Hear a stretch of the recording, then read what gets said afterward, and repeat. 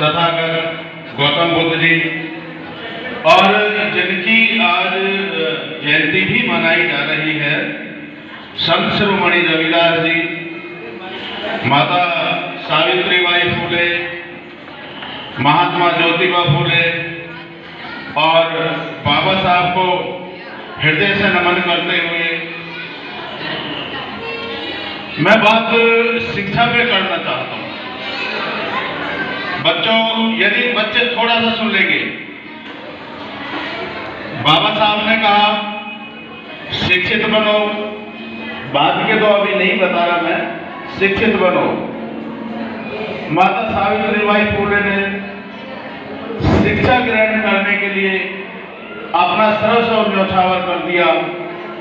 ज्योतिबा फुले जी ने शिक्षा ग्रहण करने के लिए खुद को उसमें झोंक दिया और इसी श्रेणी के बाकी सभी रहे हों, उन्होंने सबने शिक्षा पर जोर दिया। बच्चे जो बैठे हैं, आखिर ऐसा क्या था शिक्षा में, कभी आपने सोचा? आज आप जाते हो तुरंत एडमिशन मिल जाता है। और सच्ची बात ये भी है कि जिस मनोयोग से आपको शिक्षा ग्रहण करनी चाहिए, अभी आप उस मनोयोग से शिक्षा ग्रहण नहीं करते। क्योंकि मैं प्रधानाचार्य भी हूँ यहाँ और शिक्षक भी रहा हूँ, तो मैं ये देख रहा हूँ कि उनका संघर्ष, जिनका नाम लिया है, उनका देखो और अपनी सुविधा देखो। सबसे बड़ा सवाल ये है, आप इसमें सोचो कि आखिर आपको शिक्षा से वंचित क्यों किया जा रहा? ऐसी क्या चीज थी शिक्षा में कि जो आपसे छुपाई जा रही थी और जिसे प्राप्त करने के लिए आपको इतना संघर्ष करना पड़ा? हमारे महापुरुष इस संघर्ष में लगे रहे और आज हम इस जगह पर पहुंचे हैं। माता सावित्रीबाई फुले पुरस्कार सम्मान समारोह है, थोड़ा सा उनके जीवन के बारे में बताऊंगा मैं। 3 जनवरी 1831 को आपका जन्म हुआ और ये जो चीजें हैं कई सारी, ये सब ब्लैक एंड व्हाइट है। आप गूगल करोगे, गूगल पे जन्म का मिल जाएगा, आप किताब में पढ़ोगे उसमें मिल जाएगा। और अभी डीडी नेशनल पे भी एक क्रांति ज्योति करके माता सावित्रीबाई फुले का एक सीरियल चल रहा था, जैसे बाबा साहब का भी चल रहा है। इसी तरह मेरा कहना यह है कि उस सबसे आगे उनके संघर्ष से हमने क्या सीखी। जब कुछ जितने बच्चे बैठे हैं, खासतौर पर वे देखेंगे, आप लोग कोई भी छुपा हो सकता है, कुछ एक्सीडेंटल हीरोज हुए हैं हमारे इतिहास में। आप गौर करोगे तो जिनको आज हम बहुत ऊपर लेते हैं, कोई ना कोई ऐसा इंसिडेंट उनके जीवन में हुआ कि जिन्होंने उनकी विचारधारा को बदल दिया और फिर वो अग्रसर हो गए आपकी लड़ाई लड़ने के लिए और जो विसंगति थी, जो कुरीति थी समाज में, उसको तोड़ने के लिए। ज्योतिबा फुले का जिक्र करते हैं। 1831 में आपका जन्म हुआ, उसके बाद में बाल विवाह का चलन था उस वक्त। जल्दी 9-10 साल की उम्र में ज्योतिबा फुले जी से आपकी शादी हो गई और ज्योतिबा फुले जो शिक्षा ग्रहण कर रहे थे, आप उस पर थोड़ी सी नजर डालिए कि वो अपने एक ब्राह्मण मित्र की शादी में गए और वहां उनको पहचानते थे। एक भ्रम और भी है कि वो किसी टाइप से जैसे कास्ट कर लेते हैं बाबा साहब के उनसे, तो माली जाति से थे। अब वहां पर शादी में किसी और ने पहचान लिया कि ये ब्राह्मण नहीं है, ये इनका दोस्त है, और वहां उनकी काफी बेइज्जती करके उनको बाहर करा गया। ये एक ऐसा टर्निंग पॉइंट था उनके जीवन में कि जिससे वे समाज में इस व्यवस्था के विद्रोह में खड़े हो गए। इसी को उन्होंने जब शिक्षा की बात करी माता सावित्रीबाई फुले के लिए, तो घर वाले ही उनके खिलाफ हो गए। आज हम सब अपने बच्चों को पढ़ाने के लिए प्रयास करते हैं, सब घर वाले ही खिलाफ हो गए कि नहीं, ये शिक्षा ग्रहण नहीं कर सकती। और जब वो उसमें अड़िग लिखे तो उन्होंने उन दोनों को घर से निकाल दिया। उस वक्त उनके एक साथी थे उस्मान शेख करके थे और उनकी बहन थी फातिमा शेख। उनका जिक्र भी इसलिए जरूरी है कि वो उनके घर पर आकर रहने लगे और फातिमा शेख के साथ उन्होंने 3-4 बच्चियों को लेकर 51 में पढ़ाने की या स्कूल की शुरुआत की। जब उन्होंने ये बीड़ा उठाया और वो पढ़ाने जाती थी, यदि आपने देखा होगा बच्चों ने किसी ने, वैसे तो मुझे कम ही देखते हैं, तो उनको रोकने के लिए भिन्न भिन्न प्रकार के प्रयास करेंगे। उनके ऊपर कीचड़ उछालते थे, कीचड़ वैसे शब्दों से नहीं, जो गली मोहल्ले की कीचड़ थी, गंदगी, उनके कपड़ों पर डाल देते थे ताकि ये पढ़ाने ना जा सकें। कई बार ईंट पत्थर फेंक देते थे, यहाँ तक कि जो और भी गंदगी थी वो भी। लेकिन वो घर से जब चलती थी पढ़ाने के लिए तो 2 जोड़ी कपड़े लेके चलती थी, एक बैग में रख के चलती थी, और चूंकि उन्हें पता थी कि रास्ते में इस तरह की रुकावटें आएंगी, और फिर वो वहां पर जाकर बदल के, लेकिन फिर वो बच्चों को पढ़ाती थी। आप इस चीज को एक बार बस सिर्फ एक कल्पना कर लीजिए कि क्या जज्बा रहा होगा उनका, कैसी बात रही होगी कि इतनी रुकावट आ रही है और उसके बाद भी वो इस पर लगी हुई है। इस सब का परिणाम ये हुआ कि वो भारत की पहली महिला अध्यापिका, प्रधानाध्यापिका, उनको इस सब का गौरव प्राप्त है।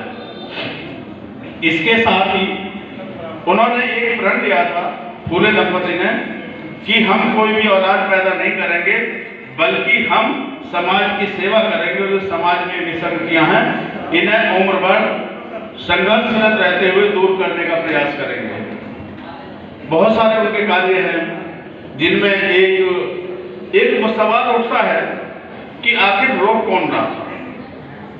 कभी आप सोच के देखो, जब वो पढ़ना चाहती थी, पढ़ाना चाहती थी, तो उन्हें रोक कौन रहा था? रोक वही लोग रहे थे कि जो आपके पढ़ने के तब से अब तक विद्रोही हैं, विरोधी हैं, नहीं चाहते थे कि आप शिक्षा ग्रहण करें। जब आप शिक्षा ग्रहण करेंगे तो आप में इंट्यूशन, आपके अंदर शक्ति आएगी, बौद्धिक ज्ञान आपका बढ़ेगा और उससे आप अच्छे और बुरे का भेद करना सीख जाएंगे। जो अंधविश्वास चल रहा था, अंधानुकरण चल रहा था, उसके खिलाफ आवाज उठाएंगे।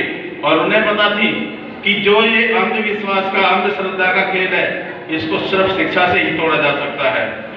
तो उन्होंने इसके विरोध में आवाज उठाई।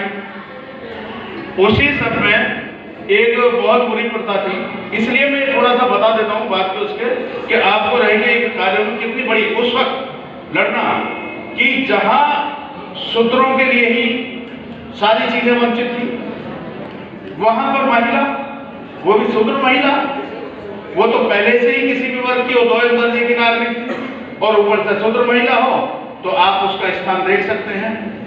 वो लड़ रही थी उस व्यवस्था के खिलाफ। उस वक्त जो बाल विधवाएं हो जाती थी, तो उन बाल विधवाओं को कुछ फिल्मों में भी बच्चे देखेंगे या देख लिया होगा, उनको आश्रम में डाल दिया जाता था, बाल कटवा कर या बाकी सारी चीजें जो नाना प्रकार की यातनाएं देके। सती प्रथा भी चल रही थी, सती कर दिया जाए, सती नहीं होती थी तो उसमें डाल दिया जाता था। और वहां पर उसी मनुवाद के कुकर्म के कारण वे कितनी बार गर्भवती हो जाती थी। तो जब वो गर्भवती हो जाती थी तो क्या किया जाता था? या तो उनके पैदा होने वाले बच्चे को मार दिया जाता था या उस महिला को ही मार दिया जाता था। ऐसी ही एक ब्राह्मण महिला के एक पुत्र को इन्होंने बताया, जिसको बाद में दत्तक पुत्र मिला, जसवंत राव उसका नाम था, और उसको पाला। इसके साथ साथ जब इन्होंने अपने संघर्ष को आगे चलाया, नाइयों ने बाल काटने से मना कर दिया, कोई बात नहीं, ये फिर भी लड़ते रहे, लेखक भी थे और वो सारी चीजें करते रहे। लास्ट में प्लेग की बीमारी फैली 1897 में प्लेग की बीमारी फैली। उसमें इन्होंने भरपूर सेवा करी, सत्य शोधक समाज की एक स्थापना करके उसके द्वारा, संगठन के द्वारा, तो भरपूर सेवा करी। उसी सेवा में चूंकि वो भी एक छूत की बीमारी होती है और ये संक्रमित हो गई। 10 मार्च 1897 में आपका माता सावित्रीबाई फुले का निधन हो गया। उनका निधन तो हो गया, लेकिन उनके लिए जो कहा जाता है क्रांति ज्योति, लेकिन वो एक ऐसी ज्योति जलागी कि जिसको बाद में आगे लेके जाते रहे। बच्चों, ये शिक्षा ही एक ऐसा वो है, आज जो भी आप सारी चीजें देखते हैं, आप शिक्षा आपको न सिर्फ बेहतर बनाती है बल्कि आपको वो सब अवसर प्रदान करती है कि जिनकी आपकी युगों से इच्छा थी। और यही वो एक ऐसा खजाना था जिससे आपको बचाया जा रहा था, जिसे आपको देखने नहीं दिया जा रहा था। आज ये खजाना खुल चुका है। ज्योतिबा फूले, सावित्रीबाई फूले, बाबा साहब, ए.ई. पेरियार और इन सब के द्वारा ये खजाना खोल दिया गया है। मेरा ये है कि आपको जब ये अवसर मिला है, आप इस अवसर का भरपूर लाभ उठाएं। एक चीज और, जो गार्जियंस बैठे हैं, आप अपने बच्चों के लिए लक्ष्य निर्धारित कीजिए। आज जो फिल्मों में, कुछ नाटकों में दिखा रहा है, बच्चे आपसे कह सकते हैं, उसके विरुद्ध।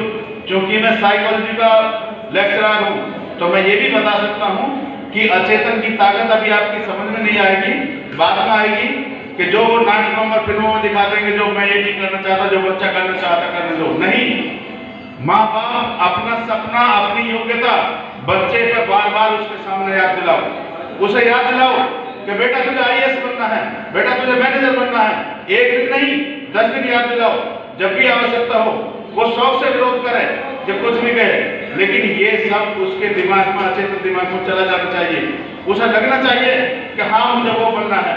और आप अपने घरों में अपने आदर्श की तस्वीर, आदर्श बाबा साहब की तस्वीर, माता सावित्रीबाई फूले की तस्वीर आपके ड्राइंग रूम में होनी चाहिए, आपके बेडरूम में वहां होनी चाहिए। कि जब आप सुबह उठे तो सबसे पहले जो भी आपका आदर्श है, आपकी नजर उस पर पड़े। और यदि वो सब भी नहीं हो तो फिर अपनी तस्वीर लगा कर रखना। इन तस्वीरों का महत्व अभी आपकी समझ में यहाँ नहीं आएगा, लेकिन जब करके देखोगे तब पता चलेगा आपको कि इनका कितना पॉजिटिव प्रभाव पड़ता है। अपॉर्चुनिटी, कितने सारे अवसर आप पे आएंगे, आप उन अवसरों का लाभ उठाने के योग्य तो होने चाहिए। और वो योग्यता आपको शिक्षा देती है। जब ये अवसर मिला है, सभी महापुरुष कहेंगे, तो उस शिक्षा को हमें ग्रहण करना है। और साथ ही आज शिक्षा के इतने सारे क्षेत्र हैं, हमारी अनभिज्ञता के कारण या अज्ञान के कारण हम बस 2-3 क्षेत्रों को जानते हैं, जबकि इतनी सारी योजनाएं चल रही हैं। हम उन सब में, अभी हमारे जो सिटी मजिस्ट्रेट साहब थे, आपने सुना, उनकी बेटी नेशनल स्तर पर शूटर है, बेटा अबेकस वो उसमें चैंपियन है। इसी तरह की कितनी सारी चीजें हो सकती हैं। आपकी गरीबी एक कारण हो सकती है, लेकिन सब कुछ कारण नहीं हो सकती। बहुत सारे रास्ते ऐसे हैं कि जो उस गरीबी की रेखा को तोड़कर बाहर जाते हैं। उसके साथ साथ एक जानकारी, चूंकि अभी मैं दे भी दूं कि आप भी उसको बताना, आरटी भारत सरकार के द्वारा राइट टू एजुकेशन एक वो बनाया गया है, एक्ट बनाया गया है। उसके अंतर्गत फ्री शिक्षा मिलती है अच्छे इंस्टीट्यूटों में जिनमें आप नहीं पढ़ा सकते। उसके रजिस्ट्रेशन 28 फरवरी तक है। आप सब जिनके छोटे बच्चे हैं, या तो अपने हैं या जिनसे भी जुड़े हुए हैं, उन सबको बता देना, ऑनलाइन रजिस्ट्रेशन है, वो रजिस्ट्रेशन जरूर कराएं उनका। और वो रजिस्ट्रेशन या तो फर्स्ट क्लास में होता है या जो आपके एलकेजी होता है उसमें। इससे ये भी एक बात है, ये इससे संदर्भित है कि आप में लड़ने की योग्यता तब आएगी कि जब आप मैदान में जाओगे। सबसे पहला, हम किसी व्यवस्था पर सवाल उठाने से ज्यादा बेहतर है कि उस व्यवस्था में जाएं तो सही। आप रजिस्ट्रेशन कराइए, आपके बच्चे का नंबर आएगा और आप संघर्ष, हो सकता है किसी को करना पड़े, साधारण तौर पर भी मिल जाएगा, लेकिन यदि संघर्ष करना पड़े तो अपने बच्चे को उन बेहतरीन स्कूलों में भर्ती कराइए और जो सरकार ने आपको सुविधा दी है उसका लाभ उठाइए। ये सिर्फ सूचना आप तक नहीं रहनी चाहिए, आप अपने अन्य साथी जिनके छोटे बच्चे हैं, जो नर्सरी में एलकेजी में जाना चाहते हैं, उन्हें बताइए। तो शिक्षा ही एकमात्र ऐसा वो है हथियार। और जब आप गायब होके बाहर, तो यही हमने एक आप लिखवा रखा है हॉल के बाहर, शिक्षा ही एकमात्र ऐसा हथियार है जिससे आप विश्व को बदल सकते हो। और ये शिक्षा की ही देन है, ये इन सभी महापुरुषों की देन है कि हम सब यहाँ पर बैठे हैं। आज मैं सोकेट बोट हूँ, टाई लगाए हुए हूँ, इस स्कूल का प्रिंसिपल हूँ। एक इसके बारे में जरूर बता दूं, मैं तो खैर इसका छात्र नहीं रहा, इसके कई छात्र रहे होंगे पुराने। एक टाइम में जिस स्कूल में आपको एडमिशन नहीं मिलता था, ये इन्हीं सब संघर्षों की देन है कि आज उस स्कूल में आप प्रिंसिपल बने बैठे हैं। तो ये सब संभव कैसे हुआ? शिक्षा। जो बेसिक नीड थी वो हमने पूरी करी। इस सबके लिए जरूरी था शिक्षित होना, और उतना शिक्षित होना जितनी इसकी आवश्यकता है या जितने इसके नॉर्म्स हैं। तो बच्चों, आपके सामने पूरा आसमान खुला हुआ है। अभी आपने रिसेंटली, आप प्रेरित होइए, रिसेंटली यहाँ से भी बताया था, द्रौपदी मुर्मू जी हमारी राष्ट्रपति हैं भारत की, उनसे पहले वो आदिवासी जाति से आती हैं। आदिवासियों के लिए तो शिक्षा और भी दूर काम था। उससे पहले रामनाथ कोविंद जी थे, वो एससी कैटेगरी से थे, उन्होंने भी झोपड़ी में रह के और शिक्षा ग्रहण करी। वो शिक्षा जो एक झोपड़ी में बालक पल रहा है और उसको इस देश का राष्ट्रपति बना सकती है। तो आप उन सबकी मेहनत में आपको सपने देखने की आजादी देती है। आप जितना ऊंचा सपना देख सकते हो, आप उतना ऊंचा सपना देखिए, और सिर्फ सपना ही मत देखिए, उस सपने को पूरा करने का प्रयत्न कीजिए। आप पाएंगे कि बहुत सारे ऐसे हाथ हैं, बहुत सारे ऐसे व्यक्ति हैं कि जो आपके सपनों को पूरा करने में लग जाएंगे। बस आप अपने सपने को लेकर आपको थोड़ा सा आगे चलना होगा, ये दिखाना होगा कि ये मेरा सपना है और ये मेरा सपना